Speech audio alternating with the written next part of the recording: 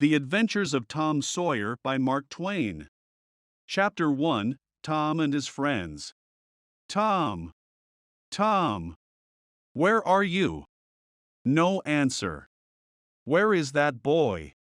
When I find him, I'm going to. Aunt Polly looked under the bed. Then she opened the door and looked out into the garden. Tom. She heard something behind her. A small boy ran past, but Aunt Polly put out her hand and stopped him. Ah, there you are. And what's that in your pocket? Nothing, Aunt Polly. Nothing. It's an apple. I can see it. Now listen, Tom. Those apples are not for you, and I. Oh, Aunt Polly. Quick, look behind you. So Aunt Polly looked, and Tom was out of the house in a second. She laughed quietly. I never learn. I love that Tom, my dead sister's child, but he isn't an easy boy for an old lady. Well, it's Saturday tomorrow and there's no school, but it isn't going to be a holiday for Tom. Oh no! He's going to work tomorrow. Saturday was a beautiful day. It was summer and the sun was hot and there were flowers in all the gardens. It was a day for everybody to be happy. Tom came out of his house with a brush and a big pot of white paint in his hand. He looked at the fence. It was 3 meters high and 30 meters long. He put his brush in the paint and painted some of the fence. He did it again. Then he stopped and looked at the fence, put down his brush and sat down. There were hours of work in front of him and he was the unhappiest boy in the village. After 10 minutes Tom had an idea, a wonderful idea. He took up the brush again and began work. He saw his friend Joe Harper in the street, but he didn't look at him. Joe had an apple in his hand. He came up to Tom and looked at the fence. I am sorry, Tom. Tom said nothing. The paintbrush moved up and down. Working for your aunt, said Joe. I'm going down to the river. I'm sorry you can't come with me. Tom put down his brush. You call this work, he said. Painting a fence, said Joe. Of course it's work. Perhaps it is and perhaps it isn't. But I like it, said Tom. I can go to the river any day. I can't paint a fence very often. Joe watched Tom for about 5 minutes. Tom painted very slowly and carefully. He often stopped, moved back from the fence and looked at his work with a smile. Joe began to get very interested and said, Tom, can I paint a little? Tom thought for a second. I'm sorry, Joe. You see, my aunt wants me to do it because I'm good at painting. My brother Sid wanted to paint too, but she said no.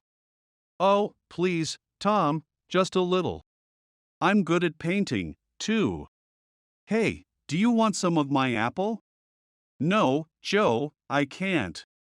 Okay, you can have all my apple. Tom gave Joe the brush. He did not smile, but for the first time that day he was a very happy boy. He sat down and ate Joe's apple. More friends came to laugh at Tom, but soon they all wanted to paint, too. By the afternoon Tom had 3 balls, an old knife, a cat with one eye, an old blue bottle, and a lot of other exciting things. He was the richest boy in St. Petersburg, and the fence, all 30 meters of it, was a beautiful white. He went back to the house. Aunt Polly. Can I go and play now? Aunt Polly came out of the house to look. When she saw the beautiful white fence, she was very pleased. She took Tom into the house and gave him an apple. Well, you can go and play. But don't come home late. Tom quickly took a second apple and ran off. On Monday morning Tom didn't want to go to school, but Aunt Polly got him out of bed, and then out of the house. In the street near the school he met his friend Huckleberry Finn. Huck had no mother, and his father drank whiskey all the time, so Huck lived in the streets. He didn't go to school, he was always dirty, and he never had a new shirt. But he was happy. The mothers of St. Petersburg didn't like Huck, but Tom and his friends did. "Hello, Huck," said Tom. "What have you got there?" "A dead cat."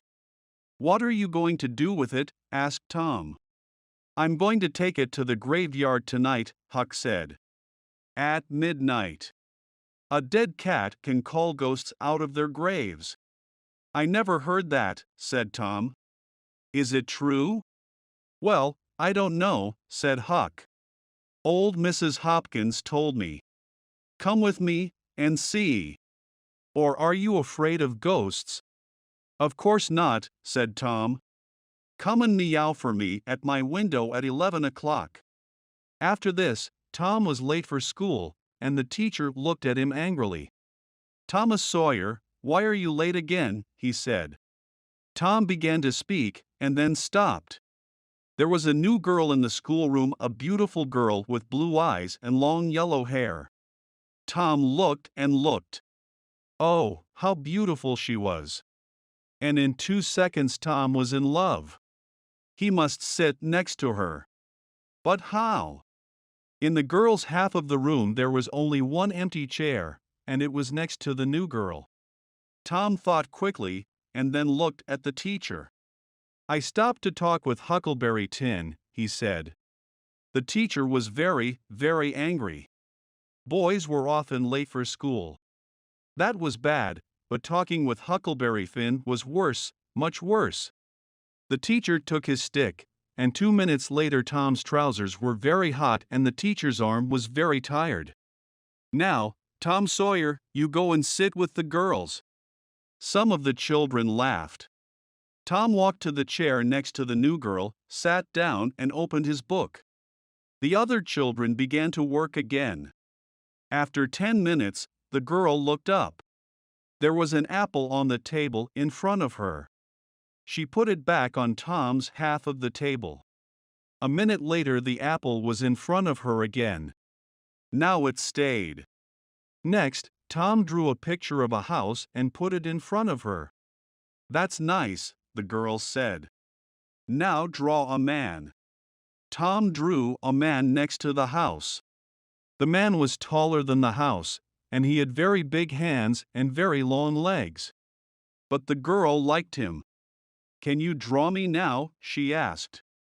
Tom drew a girl next to the man. "You draw beautifully."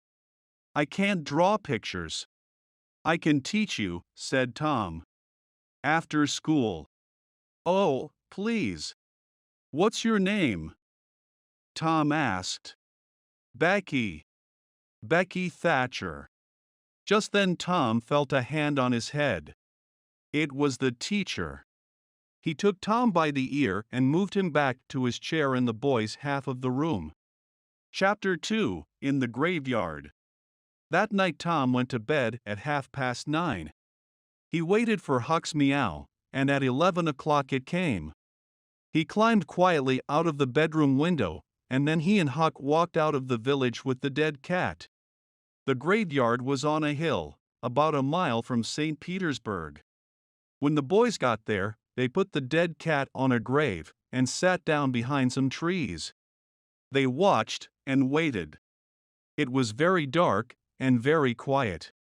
"Do you see that new grave there?" whispered Huck. "That's Huss Williams' grave, he died last week." "Perhaps he can hear us," Tom whispered back. "Do you think he can, Huck?" "I don't know, but S.H." "Oh, Tom, what is it?" "S.H.," whispered Tom. "I can see something. Look." Huck moved nearer to Tom. "Ghosts," he said. "3 of them. They're coming here, Tom." "Oh, let's go home." "They can't see us," Tom whispered. "Not here." "Ghosts can see through trees," said Huck unhappily. "They can see through everything." The ghosts moved quietly through the graveyard and came nearer to the trees. Huck and Tom watched, very afraid. Then, after a minute, Huck said, "Tom, they're not ghosts. That's Muff Potter." "So it is. And that's Injun Joe. And the other man is Dr. Robinson. What are they doing here?" "They're grave robbers, Tom. They're going to rob a grave. My father told me about it. The doctor wants a dead body, you see. He cuts it up because he wants to learn about." Said Tom. "They're getting near." The three men stopped at Hoss Williams' grave and Injun Joe and Muff Potter began to dig. 10 minutes later the grave was open. "Now, doctor," said Muff Potter, "you want us to take the body to your house? That's $5 more." "No," said the doctor. "I gave you the money this morning. I'm not giving you any more." "Now you listen to me, doctor," said Injun Joe. "I want that money. Do you remember a day 5 years ago? I came to your house and asked for something to eat. And you gave me nothing. Nothing. So give me that money." He took the doctor's arm, but suddenly the doctor hit him, and Injun Joe fell to the ground. "Don't hit my friend," cried Muff Potter. He jumped on the doctor and the two men began to fight. It all happened very quickly, and the two boys watched with open mouths. Injun Joe got up. He had Muff Potter's knife in his hand now, and he moved behind the doctor. Then the doctor hit Muff Potter on the head. Muff fell to the ground, and at the same moment the knife in Injun Joe's hand went into the doctor's back. The doctor fell to the ground, on top of Muff Potter, and he did not move again. Injun Joe moved behind the doctor. The two boys could watch no more. Very quietly, they moved away from the trees, and then ran out of the graveyard and back to the village. Injun Joe stood by Hoss Williams' grave and looked down at the two men. Then he put the knife into Muff Potter's hand and sat down. 3, 4, 5 minutes went by. Potter moved a little and opened his eyes. What happened, Joe?" he asked. "This is bad, Muff," said Joe. "Why did you kill him?" Muff looked at the doctor's dead body, then at the knife in his hand. "Me? Did I kill him?" His face went white, and the knife fell from his hand. "It's the whiskey, Joe. I never fight with knives usually. Oh, why did I drink all that whiskey tonight? I don't remember anything." "It's okay, Muff," said Joe. "I'm not going to tell anyone. You get away quickly. Go on, go now." Muff Potter got up and ran away. Joe watched him for a minute, then he carefully put the knife next to the doctor's body. Then he, too, left the graveyard. The next day the sheriff's men found the doctor's body in the graveyard and Muff Potter's knife. That night Muff came to the graveyard to get his knife. But the sheriff's men were there, and they took Muff to Senior Petersburg's little jail.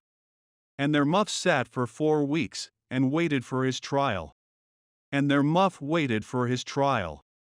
Tom and Huck could not forget that night in the graveyard. They were very unhappy, and very afraid. "What are we going to do?" said Tom. "Muff Potter didn't kill the doctor, Injun Joe did. We saw him." "I know," Huck said. "But what can we do? We can't tell anyone. I'm afraid of Injun Joe. He's dangerous. And he's a killer. Do you want a knife in your back?" "Yes, I'm afraid of him, too," Tom said. He thought for a minute. "I'm sorry for Muff Potter, but you're right, Huck. We can't tell anyone about Injun Joe." Chapter 3 on Jackson's Island. The summer holidays came, and there was no school. Tom didn't want to think about Muff Potter and Injun Joe, but it wasn't easy. At night, when he was in bed, he saw Injun Joe's face in the dark, and he couldn't sleep. But he couldn't talk to anyone about it. One hot summer's day, he and Joe Harper were down by the Mississippi River. They sat and watched the boats, and fished and talked. "Let's get away from here," said Tom, suddenly. "Let's go and do something exciting somewhere." "Okay," said Joe. "But what? And where?" "I know," Tom said. "Let's run away. Let's go and live on Jackson's Island. We can sleep out under the trees." They watched the boats, and fished and talked. Jackson's Island was in the Mississippi, 3 miles south of St. Petersburg. Nobody lived there. "Let's ask Huck Finn, too," said Tom. "But don't tell your mother or father or anyone.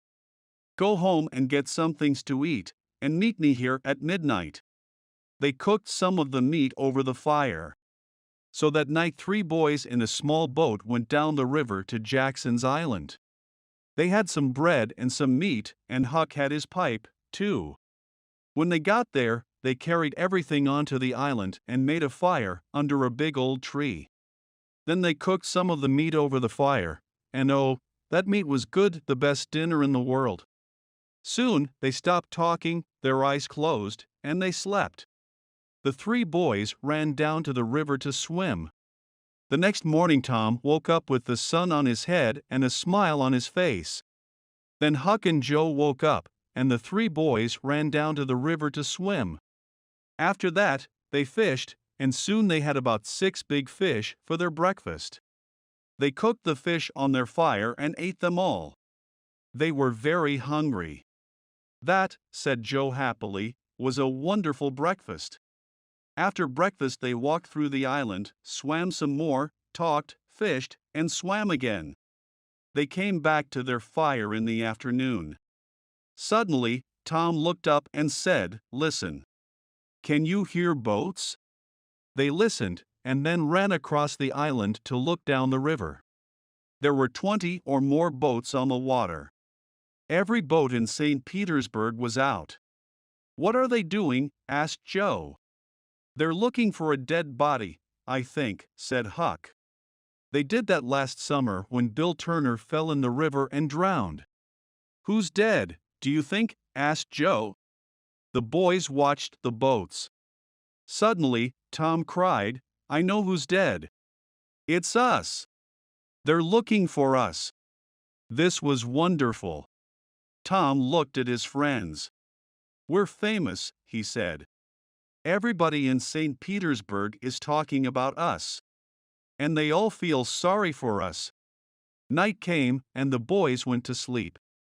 But Tom did not sleep, and when morning came, he wasn't there. "Huck, where's Tom?" cried Joe. "I don't know," Huck began, "but look. There he is. He's swimming across to the island now. Hey, Tom." At breakfast Tom told his story. "I went home last night," he said, "and listened at the window. Joe, your mother was there, too, and she and Aunt Polly cried and cried. I heard some very interesting things. On Sunday there's going to be a big funeral at the church for us. And listen, I've got a wonderful idea." Huck and Joe listened and laughed, and yes, it was a wonderful idea. That night the boys cooked some more fish, and after dinner Huck got out his pipe and began to smoke. "Can we smoke, too?" asked Tom. "I want to learn." So Huck made pipes for Tom and Joe, and the 3 boys sat and smoked. "Hey, I like smoking," said Tom. "It's easy." "It's nothing," said Joe. "I'm going to smoke every day." But after 10 minutes Tom and Joe got quieter and quieter and their faces went an interesting color. "I'm going for a little walk now," said Tom. He stood up, carefully, and walked away into the trees. "Me too," said Joe, quickly. The 2 boys came back an hour later. But they didn't smoke their pipes again. On Sunday morning there were no happy faces in St. Petersburg. Aunt Polly and Joe's mother and father were in the church, and all the boys' friends. The minister said some very nice things about the 3 boys, and the boys' families cried and cried. Everybody cried. And little Becky Thatcher did not stop crying for 1 second. There was a small noise at the back of the church, but at first nobody heard it. Then the minister looked up and suddenly stopped speaking. Everybody turned to look. Their mouths opened and stayed open. And into the church came the 3 dead boys, Tom first, Joe next, and then Huck. And into the church came the 3 dead boys. For a second nobody moved or spoke, and then the noise began. Aunt Polly and Joe's mother ran to the boys and took them in their arms. Aunt Polly cried and laughed and cried again. "Oh, Tom," she said, "you're a bad boy, but I love you." Suddenly, the minister called out, "Oh, happy days! Sing, good people of St. Petersburg! Sing and be happy!" And everybody sang and smiled and laughed for a long time. It was St. Petersburg's happiest funeral. The weeks went by, and the judge came to St. Petersburg. On the day before Muff Potter's trial, Huck and Tom met in the street near Tom's house. Huck was unhappy. "Tom, you didn't tell anyone about, know?" "No, I didn't." "But Huck, what about Muff? People are saying he's the killer. And he's going to die." "But we can't tell anyone about Injun Joe," said Huck. "I don't want to die, too." "Do you?" No, Tom didn't want to die. But he couldn't forget Muff Potter's face in the jail, old, tired, and unhappy. And Injun Joe was a free man. It wasn't right. That night Tom came home late and very excited. He could not sleep for 2 or 3 hours. The next morning all the village was at Muff Potter's trial. Injun Joe was there, too. Muff waited, a tired old man with a dirty face. The judge began the trial. Questions, questions, questions. Answers, answers, answers. And the answers were all bad for Muff Potter.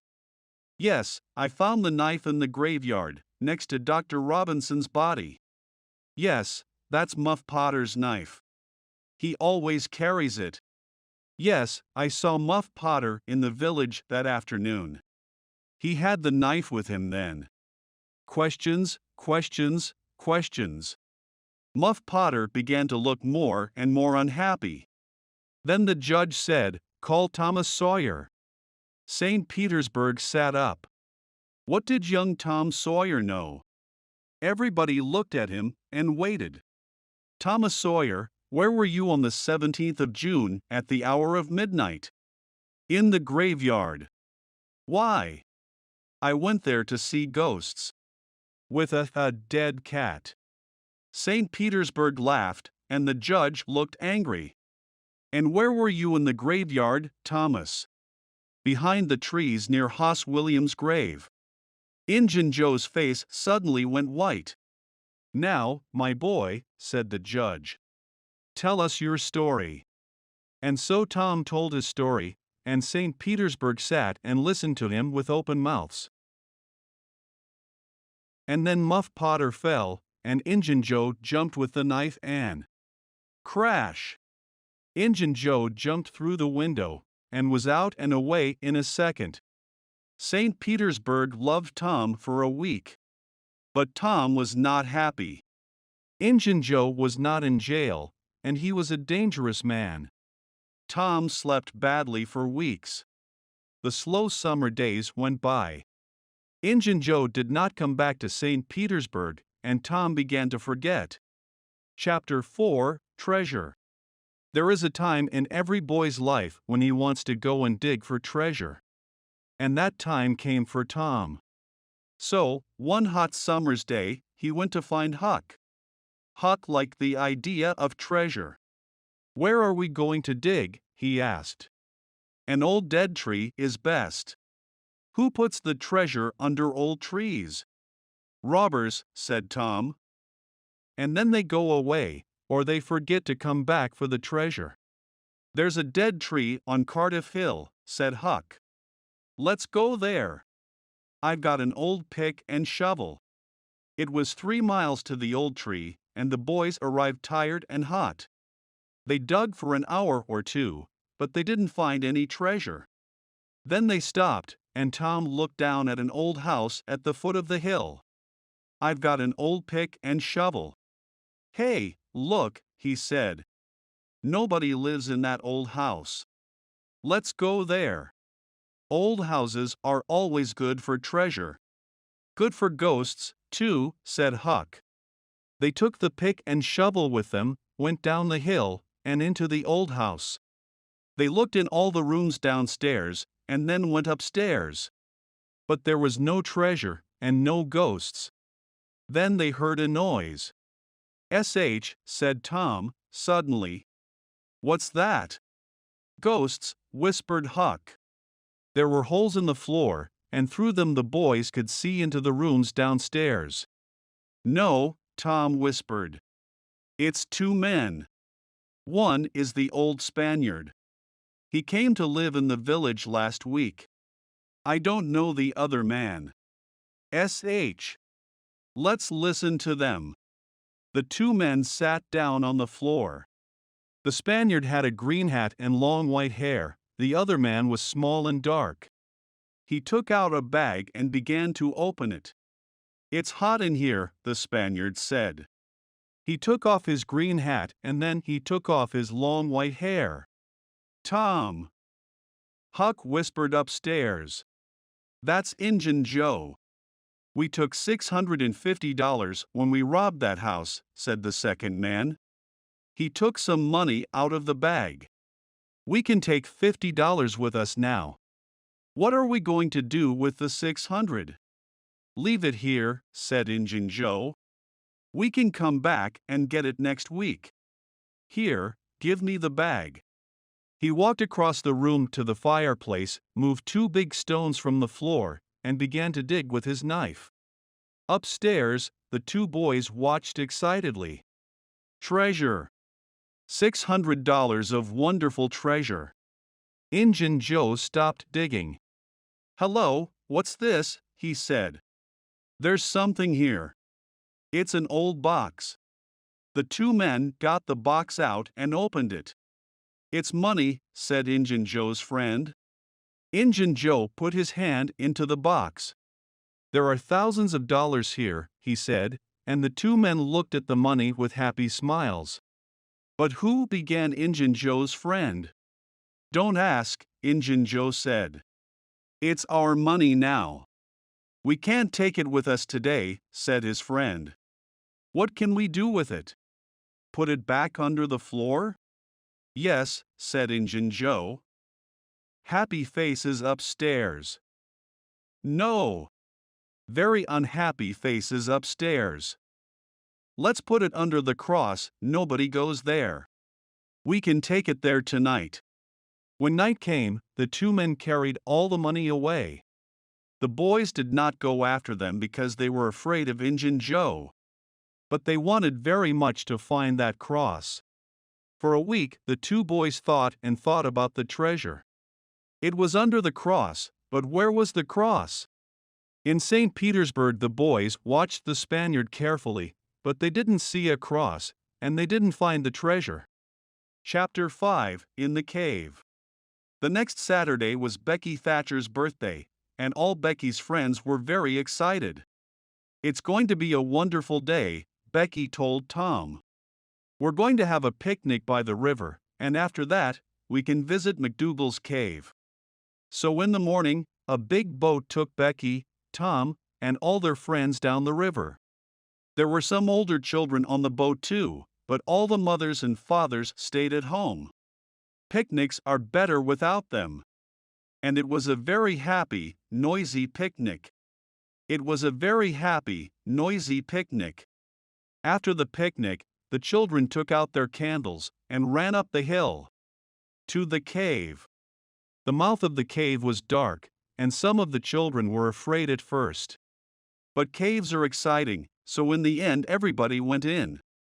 McDougal's cave was very, very big, with hundreds of tunnels and rooms.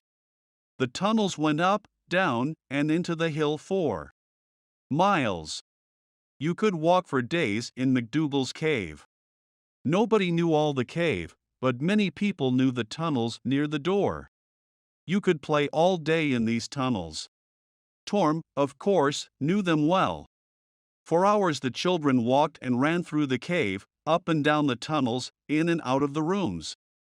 In the evening they came out, and walked down the hill to the boat, tired but happy.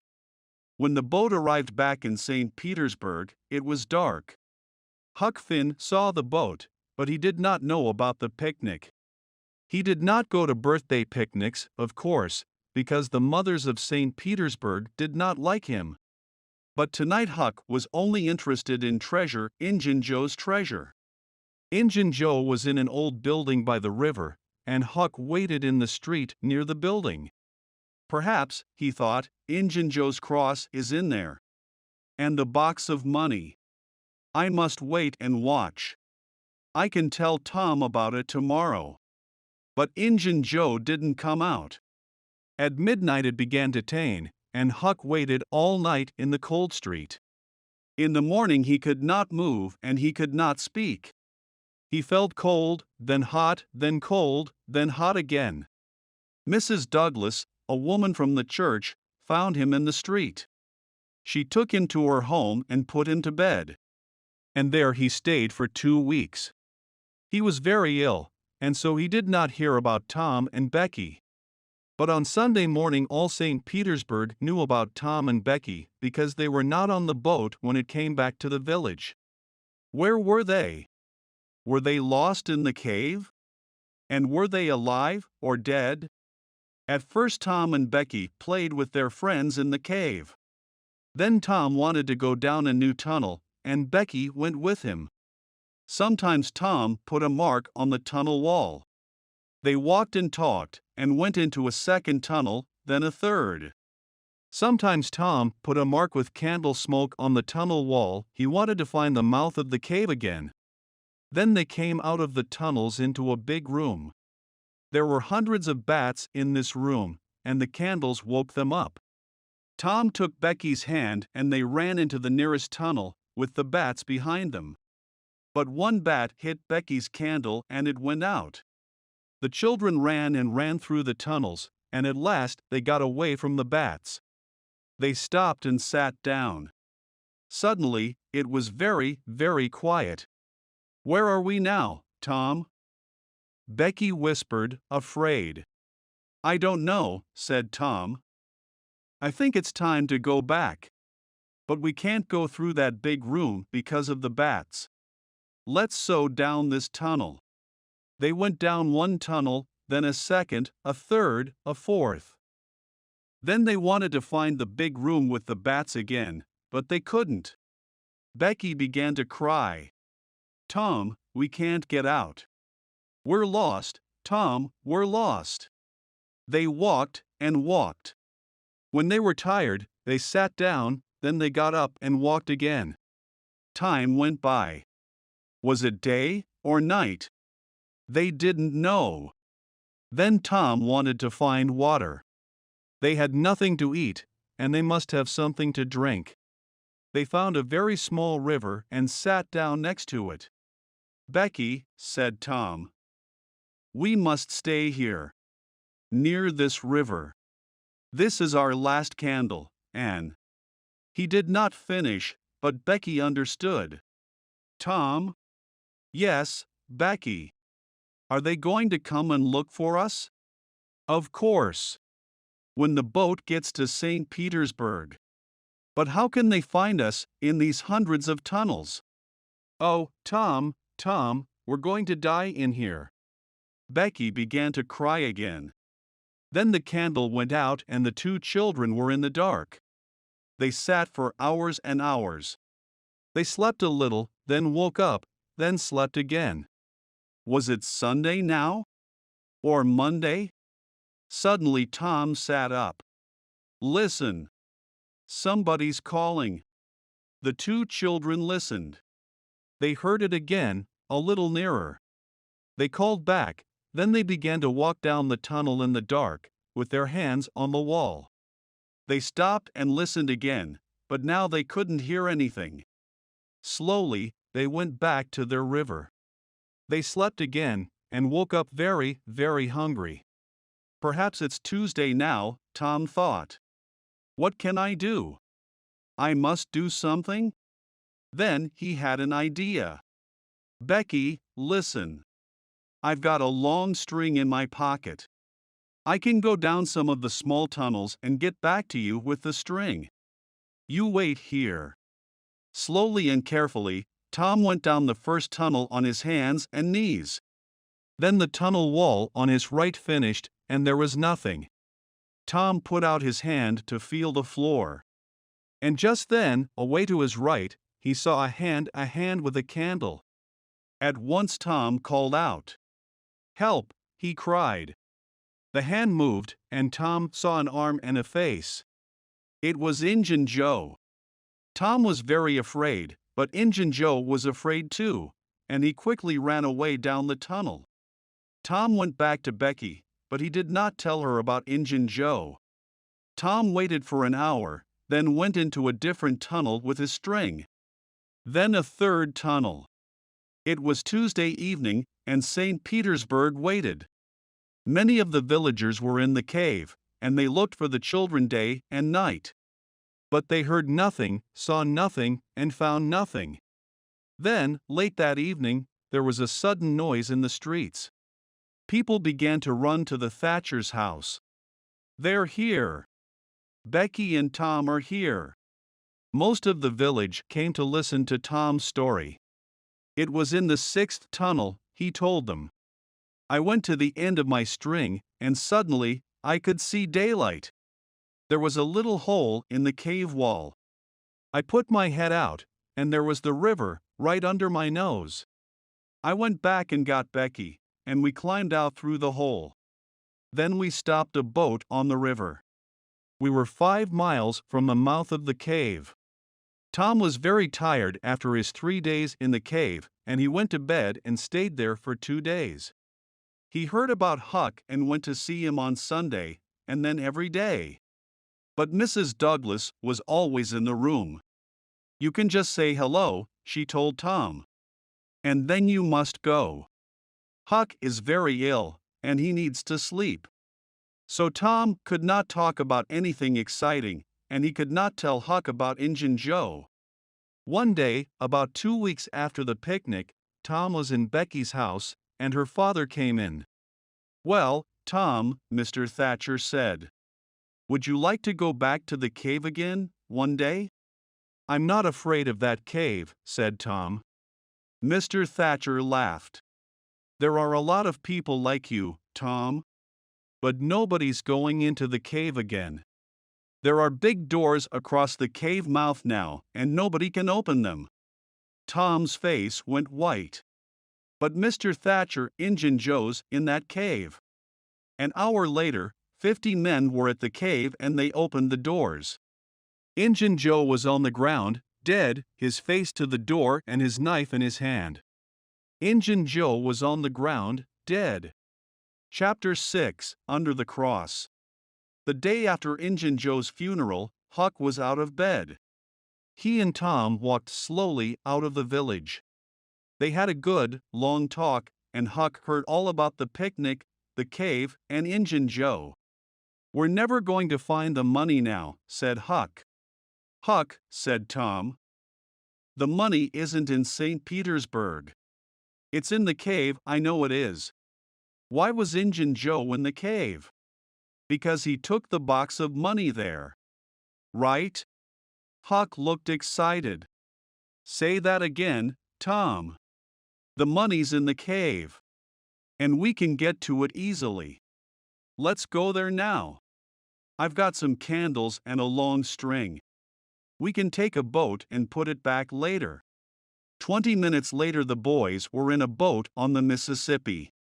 They went 8 miles down the river, and then Tom stopped by some small trees. Here we are, he said.